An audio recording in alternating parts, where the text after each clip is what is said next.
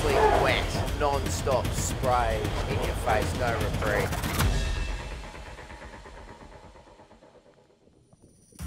The 2017-18 Volvo Ocean Race is halfway through the epic 45,000 nautical mile race around the world. The fleet now face leg 6, a 6,100 mile slog to Auckland, New Zealand. This will mark the 11th time the race has visited New Zealand and the 10th time it has stopped in Auckland, with more than 350 Kiwi sailors having taken part in the race since 1977.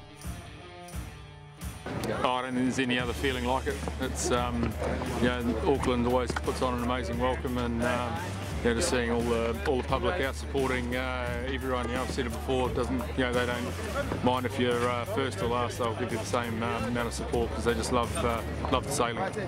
Vestas 11th Hour Racing has undertaken steps to repair their Volvo Ocean 65 yacht, which was involved in a collision with a non-racing vessel at the end of Leg 4 near Hong Kong. The time required for repairs meant the team were not able to join the fleet for the start of Leg 6. Instead, the yacht was transported by ship to Auckland to undergo repairs for the bow section damaged in the accident. The team are aiming to be back on the water in Auckland and will rejoin the race for Leg 7 to Itajaí, Brazil. 2 days into the leg, after choppy seas in the Luzon Strait, 8-time Volvo Ocean Race veteran Bauer Becking with Team Brunel had scratched out a slender 3-mile lead ahead of overall race leaders Mafre as the fleet sailed towards the southernmost point of Taiwan. I think just the whole fitting was really good in Hong Kong and in Guangzhou, just the way how we've been sailing the boat.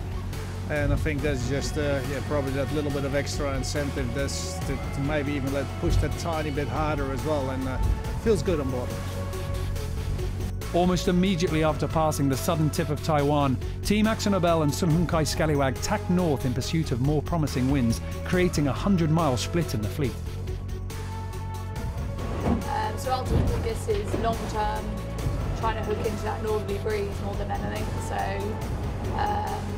yeah, we in theory will get into that first and then be able to be in a position to use the pressure there to come bows down back at the fleet and over the top of them hopefully. But the move north did not pay off, and just 3 days into the leg, Team Akzo Nobel and Sun Hun Kai Scallywag found themselves more than 100 miles behind the leading quartet of Mafre, Dongfeng Race Team, Team Brunel and Turn the Tide on Plastic. This feels wrong, very wrong. Meanwhile, the front runners enjoyed epic sailing conditions after heading further north to link up with a northwesterly front. The leading quartet aimed their bows south towards New Zealand, big winds resulting in fast overall speeds and impressive daily runs. Plenty of water on deck, probably the most water I've seen. Earlier, just driving, it was like averaging 30, 33 knots of breeze and just jamming these waves, sort of 25, 26, 28 knots of boat speed. So yeah, probably the most water I've seen, but really, really good fun. 5 days into the leg, the leading four faced a lighter period of wind to transition through, allowing Team Akzo Nobel and Sun Hun Kai Scallywag to choose an inside route, staying in the stronger winds, mopping up a 100-mile deficit to fight for the lead. They have been dealt the lucky card, annoyingly, because they made a mistake really, but this cold front they're going to stay in, so they're going to be happily sailing along in 20 knots while we're dealing with this. However, they will have a worse angle in the long term, so we'll have a better angle because it does pay to be east, so we're hoping that does pay off. The wind is forecast to ease as the fleet converges on the equator.